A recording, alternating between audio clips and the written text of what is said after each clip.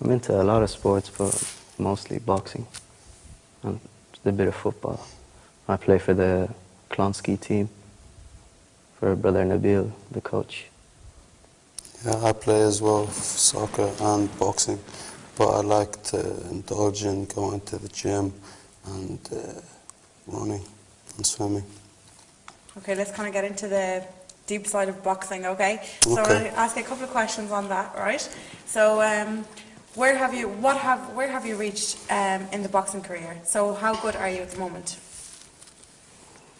Would you like me to say? Yeah, go on. Okay, I box at amateur level because I didn't really want to go into it too much, but I felt that if I did want to train hard enough and just solely put my focus on boxing, if I loved it that much, I would have done, but my career in college and stuff wouldn't attain to that perspective.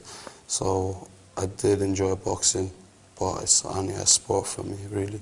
Yusuf's the one that was very good, it's better than me. Do you still play boxing at the moment? Yeah, I still train boxing. You still train? Yeah. All right, and how about yourself, Yusuf? So he's saying that you're taking it at a more, another level. So where do you see yourself as the next Muhammad Ali, or? I wouldn't call it another level, really, or be biased as to say that I was the next Muhammad Ali or anything like that. But yeah, well, I had a lot of tournaments, like a lot of just single tournament fights, like organized by all the clubs together. Like we have different weight categories, whatever weight category, and you fight the guy the same age, same weight in that club. And you just win a trophy or whatever, and it's written in your booklet that you won XX fights. My career at the moment, I have, I think, about 12 fights fought, 9 of which wins, 2 draws and 1 loss. So any trophies? Good. Yeah, quite a few trophies. Yeah, there's quite a few trophies. Right. What's the biggest trophy now? Is it ankle level or knee level we're talking about? No, but we have we don't really go for trophies. We like to win things. We love winning things because it's success in what you like doing. But we just like to enjoy at this moment in time more. So you have a competitive streak in you? Yeah, both of us do. Amongst ourselves, we have very competitive streaks, yeah. Have you made it to the papers yet? Any fame, publicity, pictures in the newspapers? For boxing, he was, but in soccer, I was for Nabil's team. So it's alright. It's not getting big-headed from it or nothing. It's just someone read about it today. Wow. Are you in college at the moment? No, I'm actually going to college next year. I took a year out for work. So you're working? Yeah. And yourself? I just took a year off to see how my life is becoming. Okay. Now, do you find it hard to socialise within the Irish community? In your boxing, in your soccer, in college, in school? Do you find it hard integrating within the Irish society, or do you think or do you stick to the Arab community? It can't be if you say you meet one Irish person and you can't get along with them, that you can't get along with Irish people. It's just maybe there's a different person, different personalities. I don't think people should class Irish people in a way that all Irish people, they all like to drink or something, so I shouldn't socialise with them because I'm a Muslim or something. No, that's just their way they like to party or they like to have fun. They just like to do that. It's just what people do. So I don't really find it difficult to mix with people.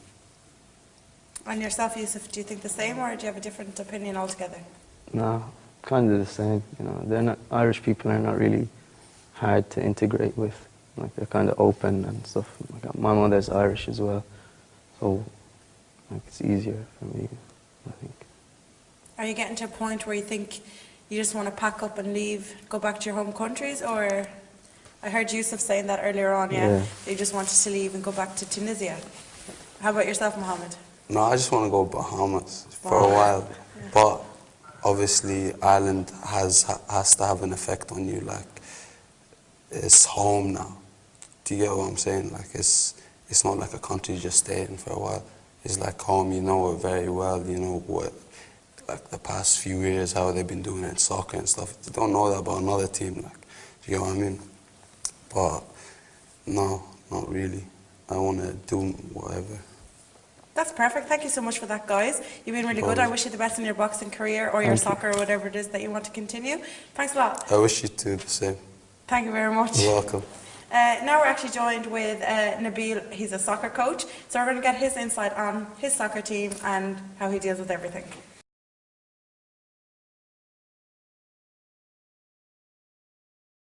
How are you, Nabil? Not too bad, thank you. How are you? I'm good. Thank you so much for actually coming in. No problem. Now, I just want to get a little bit about your background before we kind of get into the whole soccer theme, okay? So, where are you from and when did you come to Ireland? I'm from Lebanon, a Middle East country, Mediterranean country. I came to Ireland in 2002, October. I came here to achieve some study as a TV production, and I did. And also, at the time, it was good boom in Ireland, so economy, and I decided to stay because I found some job and stuff. So that's why I'm here. And other than Ireland, did you find any other country that you could have been to, or? Well, basically, no, I didn't travel that much anyway, like, when I was back home, but I just came to achieve here. The first time in Europe, actually, when I came to study production. I've never been outside. You've never been outside Ireland. Okay, now you're saying that you studied here, okay? Did you make a lot of Irish friends along the way? Yeah, actually, I am very good in communication. And yeah, along the way in the college and field, still have good friends that I'm in touch. And also in sport activity, when I played sport as well, the first 3 years I had a lot of good friends. And also in my job, I made lots of good contacts. So absolutely, no problem. You didn't find it hard whatsoever in communication with the Irish society? No, absolutely not. Because, Lebanon is actually a very open country. It's very well known in the Middle East. We have 18 different religions in Lebanon, and also it's a tourist country. We meet a lot of European, we're all human at the same time, in the end. And I didn't find anything difficult, and that's why it makes me the person I am at the moment. I have good friends. I'm a member of the FAI, a coaching team, and I'm a member of different activities as well in the country. So I find myself happy and relaxed in the country. So. Sure, I think the Lebanese characteristics, they're very calm compared to other Arab countries, aren't they? Exactly, yeah, we are just different a little bit, yeah. So, just very open country, Lebanon, very basically, and they call it the bride of the Middle East. That's why it's a beautiful country. You have 4 weather there, 4 seasons, which is ski, snow, water, and also tourist area, that's why they call it the bride of the Middle East, like Switzerland in Europe. That's Lebanon. That's Lebanon. I'd love to go there myself someday as well. You're very welcome. Okay, let's get into it. What are you doing at the moment in Ireland? At the moment, I'm working as a maintenance or full caretaker. Along my job, I'm doing some sport activities and youth activities. My point that I started in 2005 working in Klonsky in the Islamic Culture Center. And from that day when I entered there, I found there's a lot of youth there. And I know that I have experience in my background back home that I should help these kids, to play sports and stuff like that. So from there I started to build my ideas from my first job, which is in Islamic Culture Center. And what sport did you help them with? What are you doing at the moment? At the moment, the whole point that I started in football plan, right? Because football, it breaks everything. Breaks the nationalities, breaks the color, breaks your skin. I'm sad to say there is some racism, you know what I mean, around going on. Not in Ireland, but in general everywhere, right?